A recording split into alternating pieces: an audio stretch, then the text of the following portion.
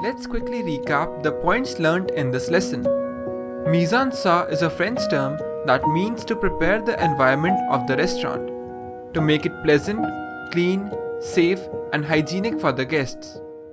Mise-en-scene actually means placing on stage. Very simple, that's what it is.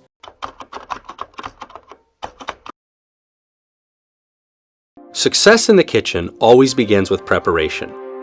To be a true master chef, you need to be able to work fast and with precision.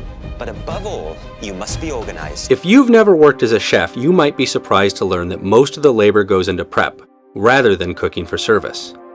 This is the daily routine of mise-en-place, a catch-all phrase that describes everything that happens to food, from the moment it arrives at the kitchen to the point where a dish is ready to be quickly cooked and served to a customer.